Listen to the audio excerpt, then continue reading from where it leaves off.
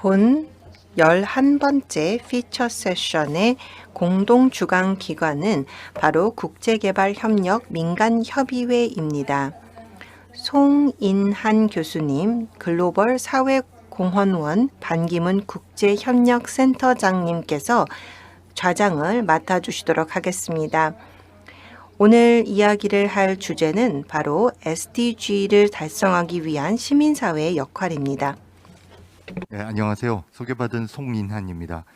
오늘 KCOC 국제개발협력 민간협의회와 함께 세션을 구성하고 평소에도 존경하던 네 분의 연사분들을 모시고 우리 SDG를 달성하기 위해서 민간 사회가 어디로 향해야 되나 말씀 나누게 돼서 정말 영광이고 기쁩니다. 지난 코비드 전과 후가 많이 참 달라진 것 같습니다. 코비드 전에 이런 학회를 했다면 학회 이틀째 마지막 시간에는 대부분 아무도 안 계시고 참여자가 아무도 없는 것이 대부분인데요. 오히려 온라인으로 참여하게 되시면 이 주제에 관심을 가지신 분이 지금뿐만 아니라 이후에도 언제든지 기록으로 볼 수 있는 그런 장점이 있는 것 같고요. 또 하나 큰 차이가 있었습니다. 저희가 올해 네 번째 GIF를 운영하고 있는데요. 처음만 해도 국제 행사로서의 의미가 컸었는데 이제 어느덧 5년 차가 접어드니까 해외의 참여자들로부터 전혀 생각하지 않았던 피드백이 왔었습니다. 한국에 대해서 더 많이 알고 싶다. 한국어 세션을 통해서 한국어를 듣고 싶다라는 요청도 있을 만큼 한국에 대한 그 영향이, 한국이 미치는 영향이 상당히 달라진 것을 느끼곤 합니다.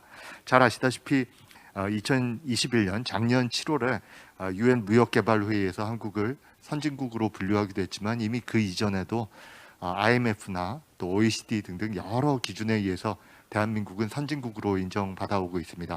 그러나 과연 글로벌한 세상을 위해서 우리가 어떠한 공존을 위한 리드를 하고 있는가? 아마도 이 부분에서 우리 KCOC가 국제개발 협력을 위해서 맡으신 큰 책임이 또 해오신 많은 역사가 있다고 생각합니다. 저희 이번 GIF는 Remember Our Common Future라는 큰 대주제로 진행되고 있습니다. 1987년도에 처음 만들어졌던 UN 보고서 우리 공동의 미래라는 보고서를 통해서 저희가 한번 다시 SDG에 대해서 가졌던 초심을 생각하면서 우리가 향하고 있는 방향이 맞는가를 점검하는 기회로 이번 GIF를 운영하고 있습니다. 특별히 국제개발협력 민간협의회와 함께하는 이번 세션에서는 Remember Our Promise라는 주제로 과연 우리 민간 영역에서의 SDG 활동이 우리의 초심을 어떻게 유지하고 있고 어떤 역사를 만들어 왔는지를 살펴보는 시간이 되리라 생각합니다. 오늘 국제개발 분야에서 너무나 존경받으시고 큰 업적을 만들고 계신 네 분을 소개해드리는 데만 1시간이 넘게 걸릴 것 같습니다. 그래서 저희가 조직위원회에서 준비했던 간략한 소개 말씀을 드리는 것으로 양해 부탁드리고요. 또 패널 분들께서 발표하시는 중에 지금까지 해오셨던 많은 활동들이 녹아들어 있을 거라고 생각합니다. 먼저 KCOC의 조대식 사무총장님을 모셨습니다. 조대식 총장님께서는 잘 아시다시피 140개 이상의 NGO가 함께 모여있는 협의체인 KCOC의 리더로 사무총장을 맡고 계시고 지난 40년 가까이 외교부와 또 다양한 공간에서 우리나라 외교를 이끌어 오셨습니다. 특히 외교부 국정 시절에는 공공외교를 최초로 우리 정부의 외교에 도입한 바 있으십니다. 다음은 한국월드비전의 조명환 회장님 소개해드리겠습니다. 조명환 회장님께서는 2021년부터 한국월드비전 회장으로 전 세계 각국의 가난과 불평등 또 전쟁으로 고통받고 있는 아이들을 위해서 다양한 활동을 하고 계시고요. 그 이전에는 30년 동안 생명과학 분야의 학자로서 많은 업적을 남겨오셨습니다. 아시아 태평양 에이즈 학회 회장도 역임하셨고요. 다양한 건강을 위한 활동을 하신 바 있습니다. 다음은 Save the Children 코리아의 오준 이사장님 소개 올립니다. 2018년부터 Save the Children 코리아의 이사장으로 활동하고 계시고요. 또한 경희대학교 평화복지대학원의 교수로 학생들을 가르치고 계십니다. 유엔 안전보장이사회 의장, 또 유엔 대사 등을 거치셨고요. 38년 동안 바자 외교 전문가로서 많은 활동을 해오고 계십니다. 끝으로 한국국제기아대책기구의 유원식 회장님 소개해드립니다. 2015년부터 전 세계 굶주리고 가난한 아이들을 위해서 자립할 수 있는 다양한 활동을 해오고 계십니다. 흥미로운 점은 또 IT 인더스트리에서 오랫동안 CEO로 활동하시면서 이 프라이빗 섹터에서도 리더십을 보여주고 계십니다. 제가 오늘 네 분께 발표를 부탁드리기 전에 조금 워밍업을 하는 의미에서 간단한 질문 하나만 드려도 당황하지 않으시고 괜찮으실지 모르겠습니다.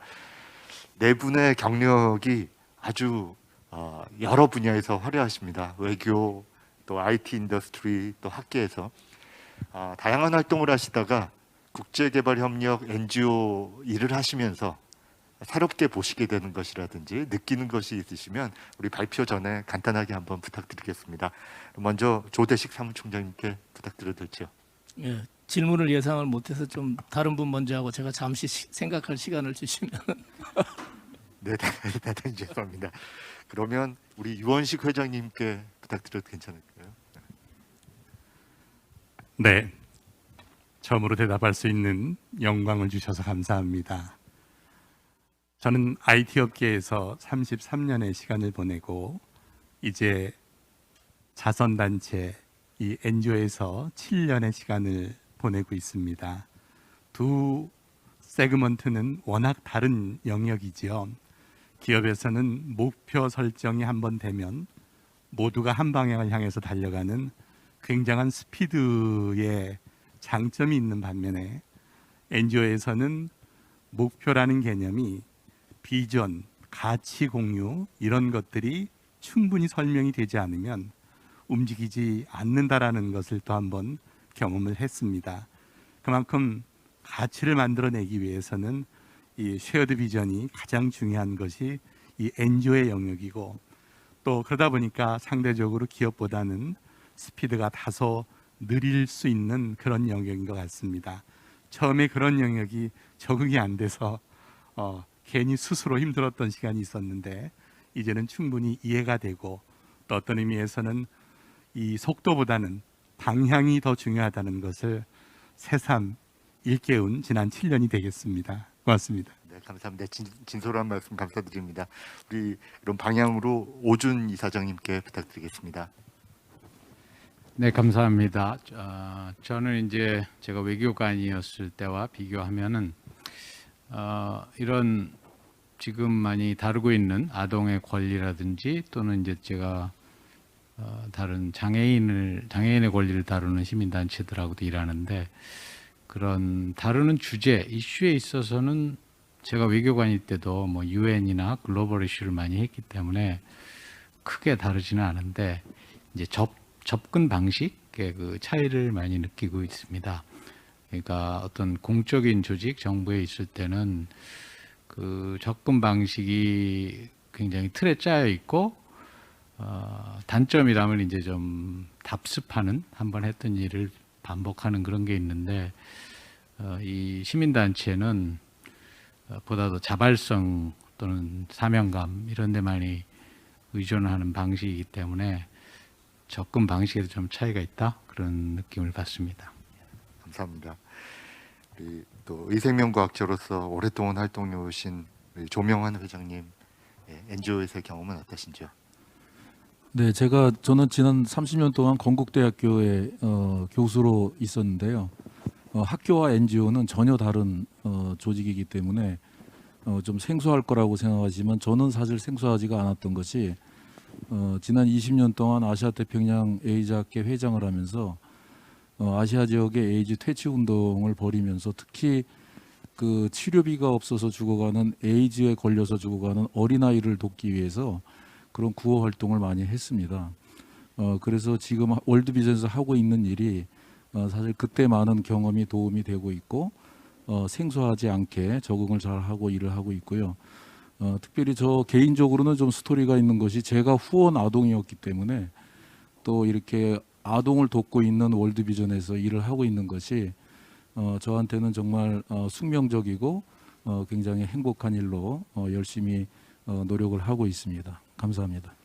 감사합니다. 예, 조대식 사무총장님 부탁드립니다. 예, 말씀 듣다 보니까 이제 생각이 좀 났습니다. 저는 그 정부에서 이제 30년 넘게 일하다가 이제 이 민간 쪽에 비정부, 비영리 이쪽에 일을 하다 보니까 고민한 게 이게 두 개의 차이가 뭘까 이런 거를 굉장히 이제 고민을 했는데 제가 내린 제 나름의 결론은 이 두 개의 관계는 동맥하고 실핏줄의 관계다 이런 생각이 들더라고요.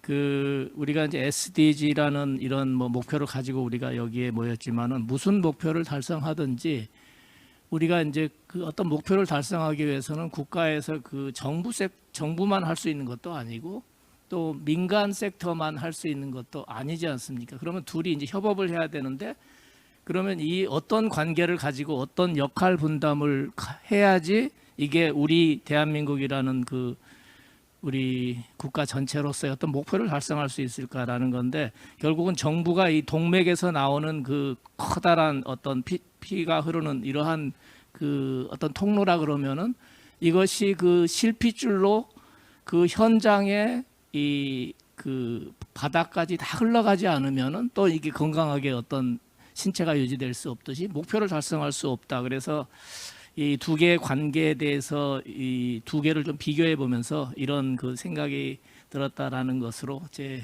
말씀을 마무리하겠습니다. 네, 감사합니다. 준비되지 않은 갑작스러운 질문에도 이렇게 훌륭하게 대답을 해주셨기 때문에 이제 발표와 토론 마음 편안하게 하실 수 있을 거라고 저는 생각합니다. 그럼 먼저 KCOC 조대식 총장님께 발표 자료를 부탁드리면서 오늘 참여하시는 모든 분들께서 SDG를 달성하기 위해서 우리의 시민사회가 어느 방향을 향해야 될지 함께 생각하는 기회가 되면 좋겠습니다. 총장님 부탁드리겠습니다. 네, 감사합니다. 제가 10분 동안 말씀드리고자 하는 주제는 우리 이 SDG라는 이 목표 달성을 위해서 우리 시민사회는 어떤 역할을 하고 있는 것인가 이 주제에 대해서 좀 말씀을 드릴까 합니다. 제가 있는 그 KCOC는 이 SDG 목표 달성을 위한 그러한 단체와 시민들이 모여 있는 곳이라고 생각하시면 될 것 같습니다. 이 개발 협력에 참여하는 저희 140여 개의 그 비정부, 비영리 NGO 단체들인데요. 여기에는 이 단체들을 후원하는 440만 명의 시민들이 있습니다. 결국 이 시민들의 후원을 힘입어서 이러한 활동이 이루어지고 있고요. 그래서 저희 그 KCOC는 개발 협력 분야에서 시민 사회의 그 목소리를 대변하는 또 이런 역할을 하고 있습니다. 제가 슬라이드 3장을 준비를 했는데요. 그 3장에 대해서 좀 3장을 가지고 설명을 드리겠습니다. 그 SDG에서의 역할은 제가 볼 때는 이 시민 사회 비정부 또는 비영리 이러한 NPO에서 하고 있는 이 역할이라는 건 두 가지가 있는 것 같습니다. 한 가지는 그 의제를 형성하는 그 과정의 역할을 하고 있고요. 또 하나는 이 형성된 의제를 실행하고 이행하는 과정에서 역할을 하고 있다. 그래서 이 두 가지 역할을 하고 있다 이렇게 보시면 될 것 같고요. 이 두 가지 목표에 대해서 좀 살펴보겠습니다. 먼저 첫 번째 목표인데요. 첫 번째 목표는 이러한 그 의제가 형성되는 그 담론이 형성되는 과정에서 어떤 역할을 하고 있는가 이걸 두 가지로 정리할 수 있을 것 같아요. 그 SDG라는 이 지속 가능 개발이라는 그 인류 우리 공동의 목표가 형성되는 과정에서 시민사회는 무슨 역할을 했는가 두 가지인데 하나는 그 의제 설정에 참여를 한 거죠. 이 부분이 이제 그 SDG의 그 앞에 버전이라고 할 수 있는 MDG 시절과 다른 거죠. MDG 시절에는 이 의제 설정, 의제를 만드는 과정에 시민사회가 참여하지 않았습니다. 그런데 이 SDG 2015년에 SDG를 만들면서는 참여를 한 거죠. 그래서 제가 공동 저자라는 이런 표현이 떠오르던데요. 이제 그 MDG 시절에 그 15년짜리 목표를 만들 때는 정부 섹터, 유엔이 중심이 된 이러한 그 정부 섹터가 단독으로 어떻게 보면은 이 책을 저술을 했다고 하면은 SDG 시절에는 시민사회와 다양한 또 여러 주체들이 함께 이 의제를 만들어 나갔다고 할 수 있겠습니다. 그래서 이 설정에 참여한 거, 그래서 공동 저자로 참여했다는 게 중요한 그 차이 내지는 역할인 것 같고요. 두 번째로 그러면은 이렇게 참여해서 결과물이 있어야 되지 않습니까? 그러면은 참여해서 어떤 결과를 가져왔느냐?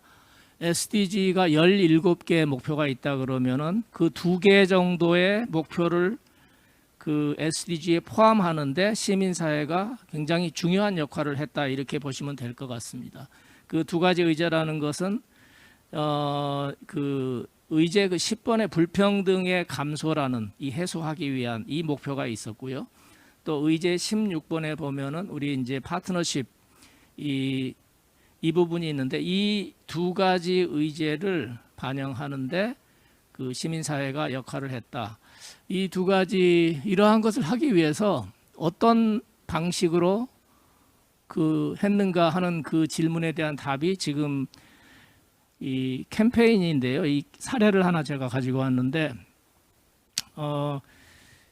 이 2015년에 우리가 이제 그 SDG에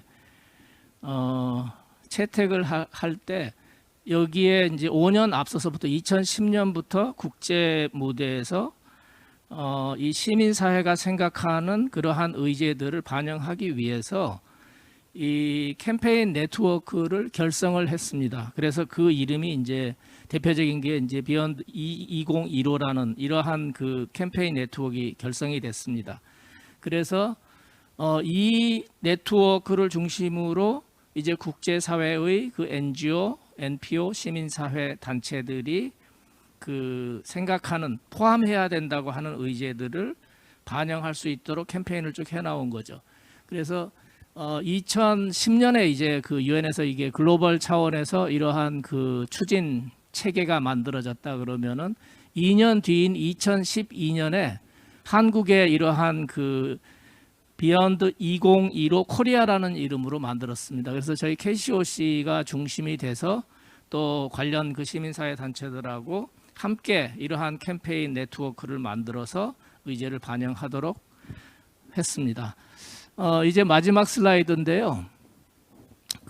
이제 그 이행 과정에서 이제 제가 어떤 역할을 했는가 말씀을 드렸는데 마지막으로 말씀드릴 슬라이드 한 장은 뭐냐면은 이제 의제 설정 과정이죠. 이제 의제를 이행하고 실행하는 과정에서 지금 이 SDG 이 시민사회는 무슨 역할을 하고 있는가를 3가지를 정리를 했습니다. 지금 현재 하고 있는 것이 지금 보실 때 그 노란색으로 되어 있는 것이 이제 하나의 사업을 실행하는 거죠. 실질적으로 이거 서비스 딜리버리라고도 부르는 건데 실질적으로 빈곤과 불평등을 감소시키기 위한 이러한 여러 가지 사업들을 실행하는 거죠. 우리 개도국 또 저개발국 현장에서. 그래서 소득 증대 사업이라든지 또는 지역 개발 사업과 같은 이런 사업들을 실제로 진행을 하고 있는 거죠.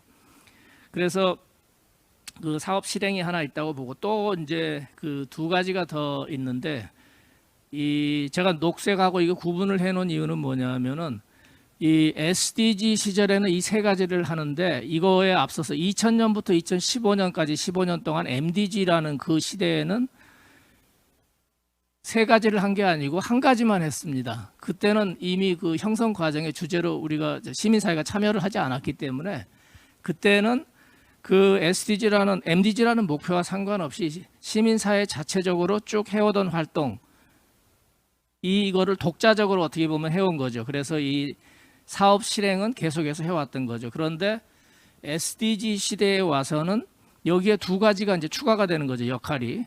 그래서 제가 MDG 시절보다 SDG 시절의 시민사회 역할은 3배가 늘었다 이렇게 제가 표시를 해놨는데 그 2가지 추가된 것이 하나는 이제 캠페인, 또 우리가 이제 정책 옹호라고도 부르고 캠페인이라고도 부르는 건데 이게 있고요. 또 한 가지는 이 파트너십을 통한 이러한 그 거버넌스를 움직이는 이러한 또 활동, 그래서 세 가지인데 이 세 가지를 어떻게 보면 구분을 해보면은 이렇게 볼 수 있을 것 같아요. 그 노란색으로 되어 있는 그 사업의 실행이라는 이 부분은 이 NGO가 CSO가 자체적으로 해온 거죠. 내부적으로 해온 거라고 볼 수 있고, 이 정책 그 캠페인 부분, 그 옹호 또는 이 정부를 감시하기도 하고 또 모니터링하기도 하고 정책을 제안하기도 하고 하는 이러한 그 애드보커시 이 활동 부분은 이것은 밖에서 하는 거죠. 이제 NGO가 어떻게 보면 정부를 상대로 하는 거죠. 아까 그 사업 실행이라는 건 NGO가 자체적으로 내부에서 이제 수행하는 거라고 하면은 그래서 이런 차이가 있고요. 그래서 제가 밑에 보면은 그 인, 아웃, 그 다음에 세 번째는 그 거버넌스 파트너십 부분에 있어서는 지금 이제 정부라든지 또 시민사회 그리고 기업까지를 포함하는 이러한 그 다양한 그 주체들, 파트너들이 함께 파트너십을 가지고 한다. 그래서 이제 이것은 어떤 이 앞에 두 개와는 달리 함께 한다는 그런 뜻으로 이렇게 제가 이제 이렇게 구분을 좀 해봤어요. 그래서 이 세 가지 좀 차이가 있는 이러한 것이고, 그래서 제 말씀드리다 보니까 시간은 다 됐고요. 이 세 가지 차이점을 가지고 하는데 이 세 가지를 지금 실행하는 그러한 역할을 했다. 이렇게 설명을 드리면 될 것 같습니다. 이상으로 제 발표를 마치겠습니다. 감사합니다. 네, 감사합니다. 10분에 다 저희가 모시기에는 너무나 많은 경험과 지혜가 있으신데 또 다음 기회에 더 많은 말씀 모시고 싶은 생각이 많이 들었고요. 또 특히 비유를 사용하셔서 시민사회가 MDG 시절에서는 그냥 자료를 읽는 리더의 역할이었다면은 이제 코어서로서 함께 참여했다는 그런 비유도 참 적절하게 마음에 많이 와닿습니다. 여러 가지 질문들은 또 Q&A 시간에 이어서 하도록 하겠습니다. 다음은 월드비전의 조명환 회장님께 발표 부탁드리겠습니다. 네, 안녕하세요. 사실 지금 저희가 그 MDG 달성을 위해서 노력을 하고 있지만은 사실 보면은 아직도 또 앞으로도 거기에 그 혜택을 받지 못하는 그런 어린아이들이나 사람들이 많이 나타납니다. 아직도 사실 보면은 많은 사람들이 8,400만 명이 강제 이주당하고 있고 2억 7,400만 명이 인도적인 지원을 아직 필요로 하고요. 전 세계 가장 어려운 아이들의 3분의 2가 사실 분쟁 위기 지역에 지금 살고 있습니다. 사실 대부분 잘 살고 있는 나라들은 2030년이 되면은 그 가장 빈곤한 상태를 벗어나게 됩니다. 그러나 아직까지도 가난한 분쟁 위기에 있는 나라들은 앞으로 2030년이 돼도 전 세계 어린아이의 3분의 1이 분쟁 지역, 어려운 지역에 살 것으로 예상을 하고 있죠.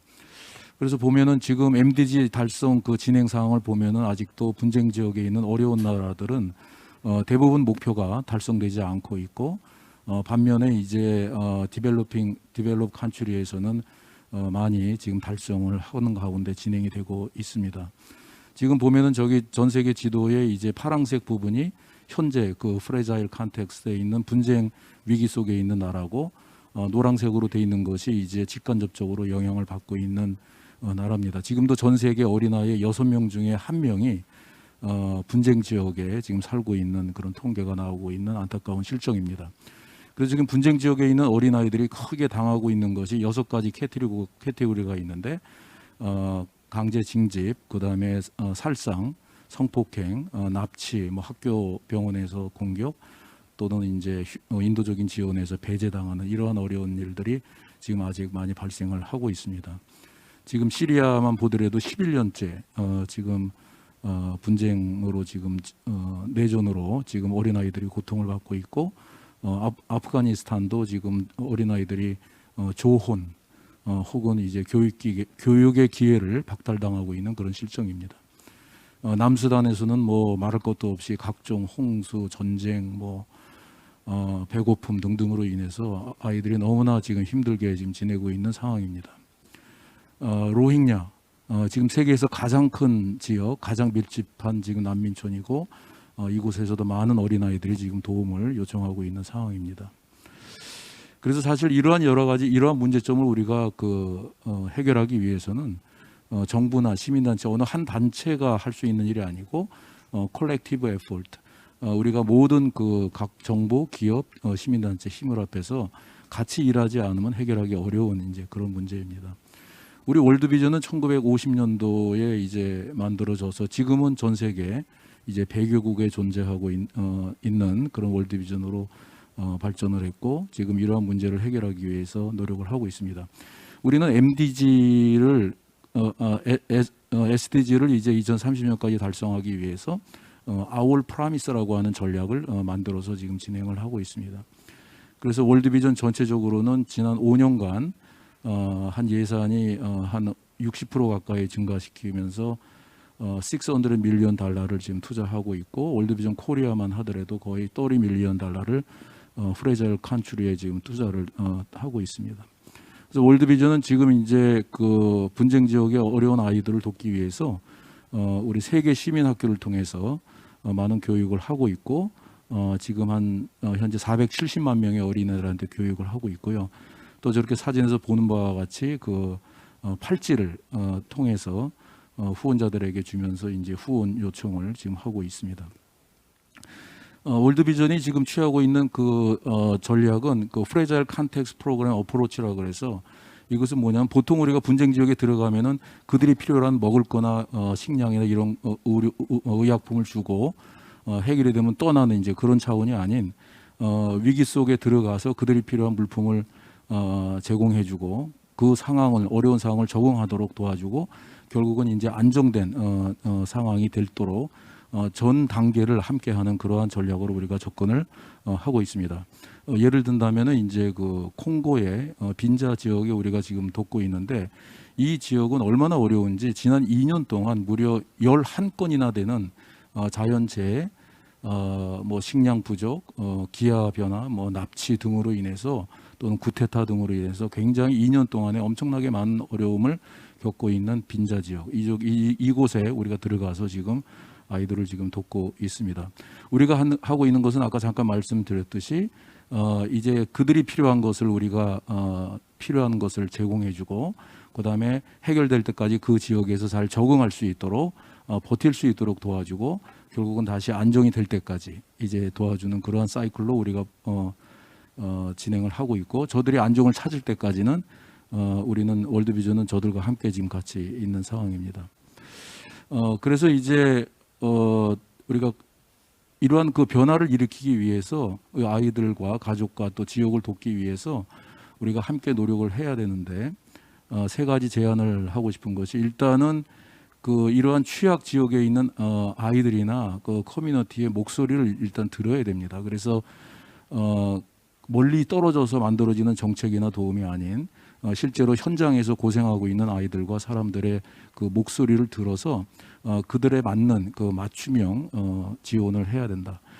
특히 시민사회와의 관계는 굉장히 중요하다. 왜냐하면 시민사회가 현장에서 발생하고 있는 목소리를 가장 가까이 듣고 있고 그들의 현장을 눈으로 목격하고 있는 당사자들이기 때문에 시민사회와의 협동이 정부와 기업은 굉장히 필요하다.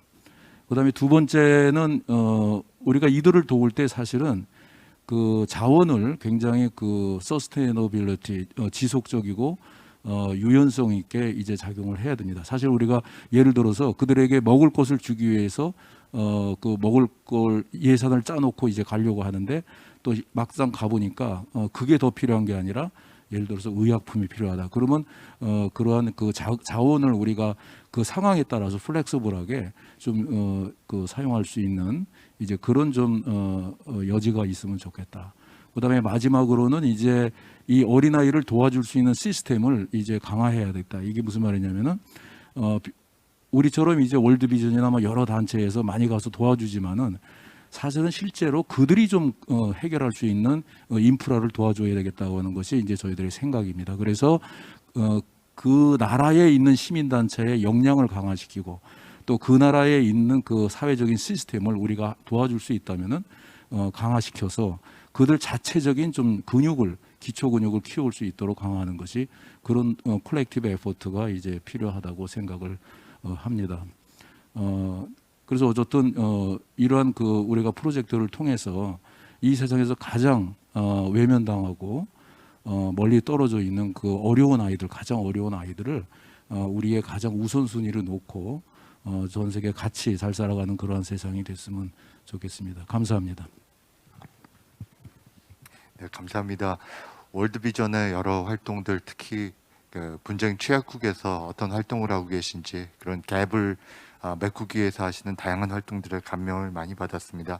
아울러서 마지막에 말씀해주신 그 strengthen, empower를 어떻게 할 것인가, 저희 GIF의 핵심적인 가치와 같은데요. 그냥 일방적인 서포트를 하는 것이 아니라 인파워하는 개념을 월드비전에서 많이 사용하시는 것에서 감명 깊게 들었습니다. 다음은 우리 세이브 더 칠드런의 오준 이사장님께 발표 부탁드리겠습니다. 네, 안녕하세요. 제가 여러분하고 함께 생각해 보려는 주제는 기후변화 대응, 또 기후 행동이라고도 하죠. 기후 행동에 있어서 시민사회의 역할입니다. 저는 개인적으로 이 SDG와 조금 인연이 있는데 2015년에 SDG가 채택되었을 때 제가 UN 경제사회이사회 에코속의 의장으로 일하고 있었습니다. SDG는 경제사회이사회가 아니고 UN 총회에서 채택되었지만 그 협상 과정에 제가 경제사회이사회 의장으로서 역할을 했습니다. 근데 저 17개 목표를 채택할 때 사실 SDG가 왜 필요하냐, SDG가 다루려고 하는 그런 글로벌 챌린지가 크게 두 가지가 있는데 하나는 불평등의 증대, 하나는 기후변화입니다. 그래서 SDG 10번 목표, 그 다음에 13번 목표가 불평등과 기후변화인데 저런 목표들을 따로 목표를 만들 필요가 있는 건가? 왜냐하면 SDG 17개가 어차피 다 그 이슈들을 다루려는 것이었는데 그런 토론이 있었지만 결국은 따로 스탠드얼론 골로 하기로 했습니다. SDG 13번 기후행동의 타겟들을 보면 이제 목표, 골 밑에 타겟이 있잖아요. 세부 목표라고 할 수 있는데 타겟들을 보면 5개의 타겟이 있습니다. 사실은 전체가 169개의 타겟이 있기 때문에 골 하나당 10개쯤 있어야 되는데 이 13번 기후행동 골에는 5개의 타겟이 있다는 것은 그만치 기후 변화 대응이라는 것은 SDG 전체에 이미 녹아 있기 때문에 이 13번에서 뭐 그렇게 많이 할 수 있는 세부 목표가 없다 하는 것을 반증하기도 하죠. 현재 전 세계에서 CO2 에미션, 탄소 배출을 가장 많이 하고 있는 나라는 중국, 미국, 인도 이런 순이고 우리나라도 7, 8위에 있습니다. 2015년 SDG가 채택된 같은 해에 채택된 파리 기후변화 협약에는 여러 가지 중요한 키포인트가 있는데 가장 중요한 것들은 제 생각에는 전 지구의 온도를 평균 기온을 산업화 이전하고 비교해서 2도 이상의 상승이 있으면 안 되겠다. 1.5도면 더 좋다. 이것에 대한 합의가 이루어진 것이고요. 그리고 나서 그걸 실현하기 위해서 기본적으로 미티게이션과 어댑테이션, 즉 탄소 배출의 감축과 탄소가 많아진 이 따뜻해진 세상에 적응, 감축과 적응, 그 두 가지가 가장 중요한 행동 계획입니다. 그래서 2015년 파리 기후변화 협약을 한 이후에 그걸로 끝나는 게 아니니까 앞으로 2050년까지 주기적으로 이 목표들을 점검하고 기본적으로 파리 협약이라는 것은 각국이 자발적으로 낸 감축계획, 탄소 배출 감축계획에 기반하고 있기 때문에 그 목표들을 한 5년에 한 번씩은 새로 내자, 더 야심적인, 더 진전을 이룬 약속을, 목표를 제시하자 하는 그런 틀을 가지고 있습니다. 그래서 작년에는 COP26, 그러니까 유엔 기후변화 협약 당사국 회의의 26차 회의가 스코틀랜드에서 열렸는데, 여기에서 각국 대표들이 모여서 기후변화 협약을 우리가 어떻게 이행하고 있는지 점검을 하고 또 앞으로 나갈 길을 검토를 했습니다. 근데 사실은 작년 이 회의에서, 작년 회의는 이제 재작년에 코로나 때문에 못 열렸기 때문에 한 해를 건너뛰고 열린 건데, 작년 회의에서 2050년까지는 넷 제로, 탄소 중립을 달성하자 하는 합의, 또 석탄 사용을 하지 말자 하는 합의, 이런 여러 가지 구체적인 합의를 하려고 그랬는데 그런 합의까지는 이루어지지 않았죠. 못했죠. 그래서 그런 논의는 더 하기로 했고요. 각 당사국들은 자기네들의 그런 자발적인 감축 계획을 업데이트했습니다. 그러니까 새롭게 제시를 했죠. 그러나 이 Climate Action Tracker라는 아주 유용한 웹사이트가 요새 있는데, 여기를 보시면은 이 정도 가지고서도 2도로 막는 거는 굉장히 어렵다. 아주 옵티미스틱 시나리오, 아주 긍정적으로 잘 될 거다 하는 낙관적인 시나리오에서만 1.8도 상승입니다. 맨 앞에 있는 Policies and Actions, 지금 하고 있는 대로 하고 있으면은 2.7도가 상승한다. 3도가 상승하면 그거는 우리 모두에게 재앙이고요. 큰일 나고요. 2.7도도 재앙에 가깝다고 봐야죠. BBC가 이 COP26 후에 정리한 이 자료를 보시면은 에미션 컷, 그러니까 탄소 감축을 이번에 새로이 각국들이 낸 자발적인 감축 계획을 하더라도 41.9 기가톤이나 배출할 것이다. 2030년에. 이런 얘기예요. 사실은 2030년에는 26.6 기가톤 정도만 배출을 해야 2도 이하로 내리자는 목표를 달성합니다. 그런데 41.9, 다 지금 약속 새로 한 대로 다 지켜도 41.9다. 턱도 없는 거죠. 그 다음에 Climate Finance라고 해서 개도국들을 선진국이 도와주는, 그것을 2020년까지는 1년에 100 빌리언, 그러니까 1000억 불씩 마련하자 했는데 2020년 지났는데 달성 안 됐고 지금 2023년으로 미루었습니다. 저는 이런 상황에서 시민사회의 역할을 크게 세 가지로 저 나름의 정리했는데요. 비정치적인 접근, 포용적인 접근, 그 다음에 산업계에 대한 영향, 이렇게 정리했습니다. 비정치적인 접근이라는 것은 이 기후변화에 대응하기 위한 이런 약속들을 달성하려면 굉장히 모든 나라들이 적극적으로 탄소 배출을 줄여야 되는데, 지금 다들 우리는 경제적인 문제 때문에 줄이기가 어렵다, 당신들이 줄여라, 뭐 이런 태도로들 많이 하잖아요. 그렇게 되는 이유 중에는 이게 정치적인 이슈가 되기 때문입니다. 우리나라만 해도 생각해 보세요. 석탄 배출을 없애면은, 탈석탄을 하면은 실업자가 3만 명 나올 거라는 뉴스가 바로 어제 떴어요. 3만 명의 실업자가 나오는 것을 정치적으로 감당을 못하는 거죠. 그럼 우리 사회 전체가 지구부터 살려야 되니까 3만 명의 실업자가 중요한 게 아니고 지구를 살려야 될 거 아니냐, 이렇게 이야기를 해야 되는데, 불행히도 정치인들은 그런 얘기를 하지 않습니다. 그건 정치인들의 잘못만이 아닙니다.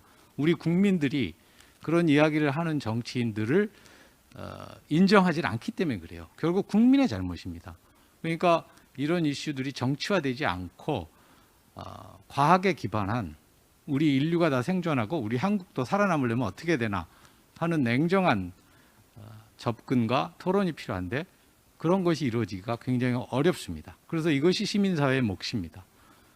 Inclusive approach, 포용적 접근이라는 것은 어린 아이들이라든지 여성이라든지 장애인이라든지 자기의 보이스를 내기 어려운 그런 사회의 취약계층들은 시민사회를 통해서 목소리를 낼 수밖에 없습니다.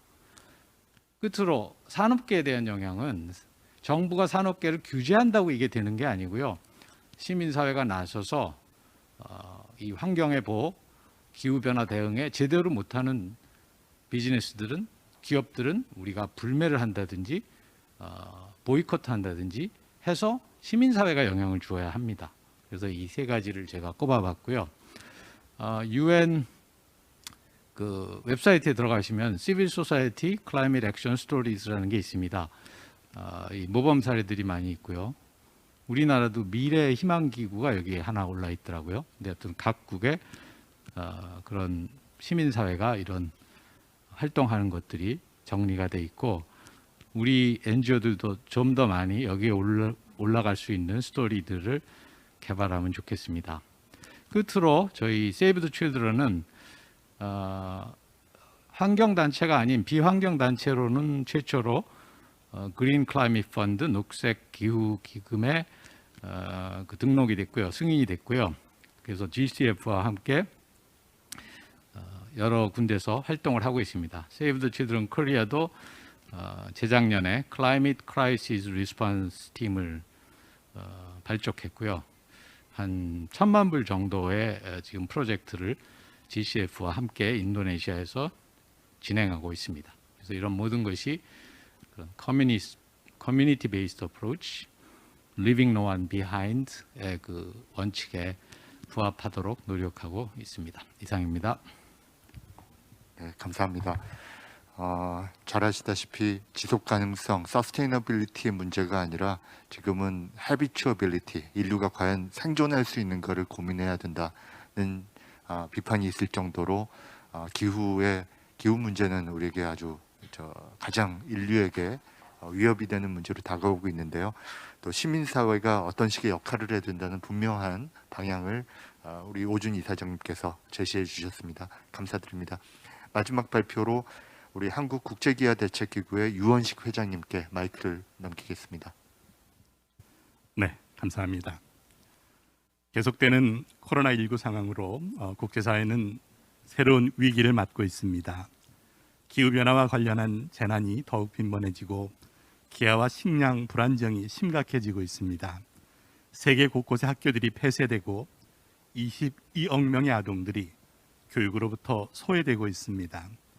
이러한 위기에 어느 단체든 혼자 온전히 대처할 수 없음이 분명해지고 있습니다. 연대와 파트너십을 통한 공동 대응과 공동 행동의 중요성이 요구되고 있는 현실입니다.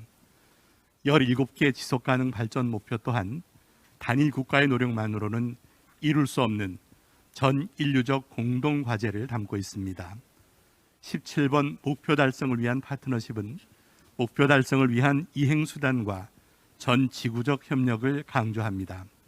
NGO에서도 공동의 목표 달성을 위한 파트너십의 중요성을 인식하고 효과적인 파트너십을 구축하려고 노력하고 있습니다. 이 시간 기아대책의 경험에 비추어 SDG 달성을 위한 효과적인 파트너십은 무엇인지와 주요한 파트너인 NGO의 역할을 고찰해 보고자 합니다. Leave No One Behind, SDG의 표입니다. 목표 이행 과정에서 소외되는 취약계층은 단 한 명도 없어야 하며 모두가 함께 참여해야 한다는 의미를 담고 있습니다. 그러나 개발 현장에서는 현장의 참여자들이 파트너가 아닌 단순 수혜자로 여겨지는 경우가 대부분입니다. 최근까지도 글로벌 노스에서 글로벌 사우스로 일방적인 원조가 이루어지고 있습니다. 해외 원조 단체나 선진국뿐만이 아닌 현지 주민들이 지역 개발의 주체이자 파트너가 되어야 지속 가능한 발전이 가능합니다. 역설적이지만 코로나19 상황으로 인해 글로벌 사우스 현장에서 스스로의 문제 해결을 위한 역량 강화가 더욱 중요해지게 되었습니다. 개발 원조를 지원하는 단체들은 더 이상 일방적인 형태의 지원은 지양하고 현지의 주민들이 SDG 달성에 참여할 수 있도록 돕는 성숙한 촉진자로서의 역할을 담당해야 합니다. NGO는 국제개발의 현장에 가장 가까운 주체로서 SDG 달성 과정에서 누구도 소외되지 않도록 하는데 기여하고 있습니다. 기아 대책은 영적, 육체적 굶주림이 종식된 세상을 꿈꾸며 전 세계 50개국에서 인도적 지원과 개발 분야에서 활동하고 있습니다. 기아 대책의 비전은 굶주림을 겪는 모든 아이들과 가정, 공동체가 회복되어 또 다른 공동체를 돕는 것입니다. 이 의미는 첫째, 현지 지역 공동체의 지속 가능한 발전입니다. 두 번째는 모든 공동체, 즉 도움을 받는 사람과 도움을 주는 사람 모두의 변화입니다. 기아 대책은 수혜자와 기부자가 모두 동등한 파트너라고 인식하고 있으며 특히 현지 지역사회 파트너십을 위한 몇 가지 원칙을 가지고 있습니다. 첫째, 현지 파트너십을 사전에 구축합니다. 사업 시행 전 최소 6개월에서 1년 전부터 지방 정부와 주민 커뮤니티와의 MOU 체결을 통해 상호 이해와 신뢰를 확보하는 시간을 갖습니다. 둘째, 파트너들과의 소통 거버넌스 구축입니다. 각각의 파트너들과 정기적으로 소통하고 정보를 공개하여 함께 사업을 진행합니다. 셋째, 현지의 지속 가능한 자립 계획을 수립합니다. 사업 설계 시 현지 이양과 자립을 고려하여 자립을 위한 지역 주민 조직 구축을 지원합니다. 이 같은 세 가지 원칙을 기반으로 현지 주민 조직이 장기적으로 동등한 파트너로 성장하도록 돕습니다. 프로젝트 종료 이후에도 멘토링을 통해 현장의 지속 가능한 발전이 이어지도록 하는 것이 기아 대책이 현장에서 추구하는 출구 전략입니다. 효과적인 SG 달성을 위해서는 현장에서의 파트너십뿐만 아니라 기업, 정부 등 다양한 이해관계자들과의 긴밀한 파트너십이 필요합니다. NGO는 다양한 이해관계자들과 현장을 연결하는 중요한 채널로서 파트너십 강화에 기여하고 있습니다. 공동의 목표 달성을 위해서는 각 이해관계자의 역할을 신뢰하며 협력하는 것이 중요하기 때문입니다. 특히 국제개발 영역에서는 중앙정부, 지방정부, 주민 커뮤니티뿐 아니라 코이카, 기업 등 이해관계자들을 아우르는 파트너십이 반드시 필요합니다. 상호 신뢰를 바탕으로 구축된 파트너십은 지속 가능 발전 목표를 달성하는 데 기여하며 사업의 임팩트를 강화할 수 있습니다. 우간다 쿠미는 빈곤층이 30%에 달하는 지역이었습니다. 인프라가 부족해 전기도 없고 농업 기술이 발달하지 않아 생산성이 매우 낮았습니다. 쿠미 지역 주민들의 지속 가능한 소득 증대를 위해 기아 대책은 서울에너지공사, 인하대학교, 코이카, 현지 정부 등 다양한 파트너들과 함께 협업했습니다. 지역 농민들에게 단순히 농업 기술을 알려주는 것을 넘어 농민들의 역량을 강화하고 인프라를 개선하기 위해 각자의 핵심 역량을 발휘하고자 했습니다. 코이카는 기금과 함께 전문적인 조언과 모니터링 및 평가를 지원합니다. 서울에너지공사는 기금을 마련하고 농업에 있어 태양광 등 신재생에너지를 활용할 수 있도록 컨설팅을 제공합니다. 인하대학교는 강의와 자료를 지원하여 지역 주민들이 창업 전반에 대한 질 높은 교육을 받을 수 있도록 돕습니다. 현지 지역 정부는 인프라 건축 허가에 협력하고 현지 상황에 적절한 자문을 제공합니다. 기아 대책은 모든 과정을 설계 및 모니터링하고 실질적으로 현지 주민들에게 각 파트너의 지원이 잘 전달될 수 있도록 돕는 통로 역할을 맡았습니다. 모든 이해관계자들이 전 과정에서 지역 주민들의 역량과 소득이 함께 증대되는 것을 목표로 하였습니다. 공동의 목표와 비전을 가지고 협력하는 일은 지속 가능한 발전을 위해 필수적입니다.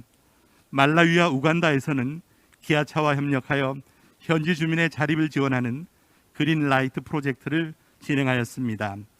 학교, 보건센터 등 GLP 센터를 건립해 사회 기초 인프라를 지원하였습니다. 기아차의 핵심 역량인 모빌리티를 활용하여 모바일 클리닉 등 이동을 통한 가치를 확장했습니다. 더불어 지역 주민이 수익을 창출할 수 있도록 자립사업을 지원하고 GLP 센터의 재정이 자립될 수 있도록 도왔습니다. 사업이 종료된 후 현지 정부와 지역사회와 함께 센터와 프로그램이 지속 가능하게 운영될 수 있도록 논의하고 이양을 완료하였습니다. 현지의 교육과 의료 분야의 질적 개선이라는 공동의 목표를 위하여 다양한 이해관계자들이 한 마음으로 협력한 사례입니다. 결론적으로 SDG 달성은 단독적으로 할 수 없습니다. 모두가 파트너십의 중요성을 인식하고 함께 협력하여야 목표 달성이 가능합니다. 현장 사업을 수행하면서 느낀 바는 현장에서는 파트너십을 통해 협력하는 것이 필수 불가결하다는 사실입니다. 정부와 기업, 현장의 다양한 이해관계자가 각기 장점을 가지고 공헌하는 것이 필요합니다. 파트너십에 있어 한계점이 있다면 기업과 정부는 재원 조달을 하는 후원자, NGO는 단순 전달자, 주민 공동체는 소극적인 수혜자이자 대상이 되는 경우가 빈번하다는 것입니다. 앞서 사례로 소개한 우간다 쿠미 사업, GLP 사업은 이해관계자들이 현지 자립이라는 하나의 비전을 바탕으로 동등한 파트너로 참여했기 때문에 성공적인 결과를 이뤄낼 수 있었습니다. 결국 파트너십의 성공 요인은 공유된 비전 그리고 상호 간의 역량에 대한 신뢰라고 할 수 있겠습니다. 모두가 함께 협력해야만 목표를 달성할 수 있음을 기억하며 어느 누구도 소외되지 않는 파트너십을 통해 SDG의 달성을 이루어가기를 기대합니다. 감사합니다. 네, 감사합니다. 네 분의 말씀을 들으면서 NGO의 분명한 정체성과 역할이 있구나라는 생각을 새삼했습니다. 거시적인 정부나 국제사회의 역할이 아닌 또 일반 개개인의 역할이 아닌 그 중간을 잇는 그 새로운 힘의 조직을 하는 NGO로서의 분명한 역할이 있고 그것이 지금까지 많은 성공을 이루어 왔다는 그런 마음의 감동을 받는 시간이었습니다. 제가 한정된 시간에 패널 분들께 각자 질문을 드리는 것은 제한이 있을 것 같아서 네 분께 공히 같은 질문을 한번 드리고 싶습니다. NGO가 아니었으면 얻지 못했을 석세스 스토리, NGO였기 때문에 가능했던 SDG의 성공 사례가 혹시 있다면 혹시 소개해 주실 수 있을지요? 또 반대로 혹시 NGO가 추구하고자 했으나 어떤 NGO의 본질적인 어떤 장애가 있어서 우리가 극복해야 될 사례가 있다면 또한 말씀해 주셔도 감사하겠습니다.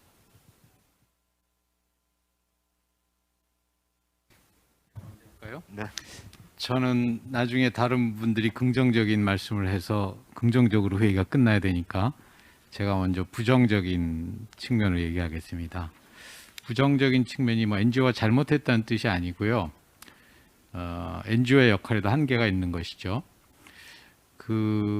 우리나라가 2010년에 OECD 개발원조위원회 DAC에 가입을 했는데 그때 가입을 할 때 국제사회에 약속을 했습니다. 뭐라고 했나 하면 2015년까지는 우리의 ODA 규모를 총 국민 총소득 대비 0.25%로 만들겠다 이렇게 약속했어요.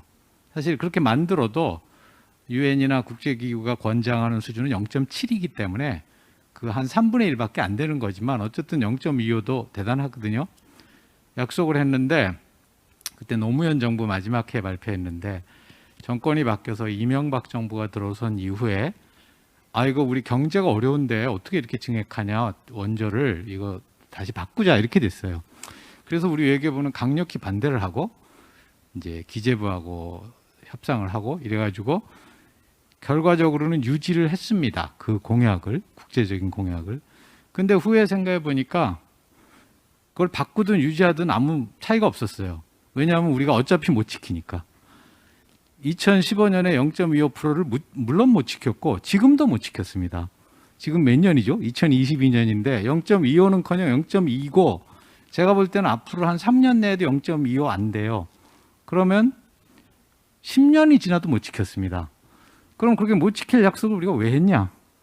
사실은 못 지킬 약속은 아니에요. 우리가 굉장히 노력을 할 수는 있었습니다. 그러나 경제가 나쁜데, 경제가 어려운데 이렇게 얘기를 하면 경제는 절대 좋을 때가 없습니다. 항상 나쁘죠. 그러면 결국은 못 지키는 거예요. 결국 정치적인 이유로 못 지키게 되는 거죠. 그래서 아까 제가 NGO의 역할이 중요한 게 비정치적인 역할이라고 이야기한 것입니다. 이번에 우리가 작년 그 기후변화 회의에 2015년 파리 협약에 냈던 것보다 더 과감한 탄소 감축 계획을 냈습니다. 2018년을 기준으로 해서 우리가 2030년이 될 때는 40% 감축하겠다 그랬어요. 왜냐하면 그거는 지난번에 낸 것보다는 훨씬 과감한 건데 그걸 지킬 수 있을까? 저는 굉장히 회의적입니다. 그걸 지키려면 지금부터 아주 과감하게 탄소 배출을 줄여나가야 되는데 탄소 배출을 줄여나가면 산업계는 어떡하냐? 탄소 발전을 안 하면 전기는 어떡하냐? 전기요금을 많이 올려야 되는데 그러면 국민들이 그걸 받아들이냐? 그러니까 그런 것을 국민의 여론에 편승하는 정치인들과 퍼퓰리스트들과 그런 것을 알면서도 정치인들에게 자기 주장만 하는 국민들과의 합작에 의해서 기후변화 목표도 저는 이루기가 굉장히 어려울 것이다. 그래서 NGO들의 비정치적인 역할이 중요하다. 이렇게 말씀드리겠습니다. 감사합니다. 정치적인 책임성의 한계, 또 사회적인 합의를 어떻게 끌어낼까에 대해서 아주 본질적인 뼈아픈 하지만 우리가 받아들여야 될 말씀을 해주셨습니다. 우리 조원식 총장님 말씀 예, 주셨습니다. 제가 지금 그 조금 먼저 부정적인 말씀을 해주신다 그래서 저는 그 균형을 잡기 위해서 조금 그 긍정적인 측면을 좀 한 가지 말씀을 드릴까 합니다. 저희가 이제 그 사실 현실을 지금 쳐다보면은 국내도 그렇고 국제 사회도 그렇고 굉장히 좀 그 암울한 그런 측면들이 굉장히 많지 않습니까? 그런데 그 가운데서 그래도 희망의 근거를 어디서 찾을까라고 할 때 저는 그게 바로 시민사회 그리고 NPO, NGO 여기에다가 희망의 그 우리가 희망을 찾는 어떤 중요한 근거로 삼아야 되는 시대라는 생각이 들어가지고 그거를 좀 잠깐 말씀드리면 지금 사실 이 SDG라는 거를 우리가 20여 년의 역사를 이렇게 흐름을 보면은 이 SDG라는 것을 통해서 인류가 함께 뭔가를 하자라는 이러한 긍정적인 기운이 가장 정점에 달한 게 2015년 이 채택할 때 그 무렵이 국제사회에서도 그렇고 가장 이게 그 기운이 강했던 것 같아요. 그런데 그게 채택된 이후에 지금 현재 최근 수년간 보면은 굉장히 그 환경이 좀 악화된 거죠. 그래서 그런 기운이 굉장히 약화되고 왜냐하면 현실적으로 우리부터 좀 살아야겠다. 이제 각국의 그 이제 국가 이기주의 뭐 이런 것들이 너무 이제 그 노출이 되다 보니까 이 SDG라는 거는 사실 이제 우리가 채택은 해놨지만 굉장히 뒷전에 밀려 있어서 지금의 그 국제사회 분위기는 SDG를 실행하기에 사실 굉장히 어려운 그런 분위기에 있거든요. 그래서 역설적으로 이 정부라든지 또는 기업이라든지 여기는 현실을 추구하는 데고 국가 이익을 또는 기업의 이윤을 그 가치로 삼는 데이기 때문에 사실 여기에다가 희망을 걸기는 어렵거든요. 계속 이런 흐름으로 끌고 나가는데 그러면은 그 반대로 보편적인 어떤 가치를 그 핵심의 그 목표로 또는 운영하는 원리로 가지고 있는 시민사회가 아니고서는 이거를 균형을 잡아줄 때가 없다라는 생각이 들어요. 그래서 저는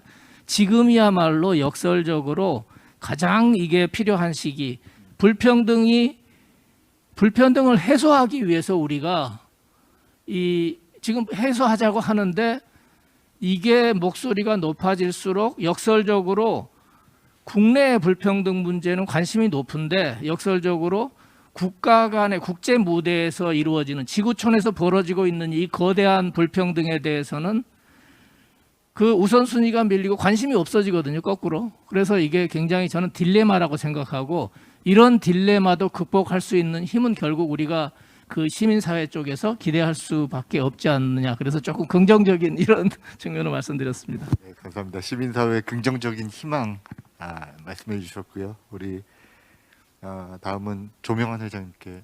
네. 이 MDG가 사실은 이게 정부 주도의 아젠다였다면은 SDG는 사실 정부, 기업, 시민사회가 이제 같이 목표를 달성하기 위해서 노력하는 이제 아젠다인데 그거는 이제 너무나 잘 그 방향을 잘 잡았다고 생각을 합니다. 사실 이제 시민사회는 그 현장에서 사실 가장 그 영향을 받는 사람들하고 같이 일을 하는 단체이기 때문에 시민사회가 그 역할을 해주지 못한다면 결국은 SDG 목표 달성은 어렵다고 봅니다. 그래서 사실 뭐 성공 사례라고까지 그렇지만은 저희 그 월드비전이 한 거는 특히 이제 세계 시민학교를 한 17년 동안 이제 해오고 있는데요.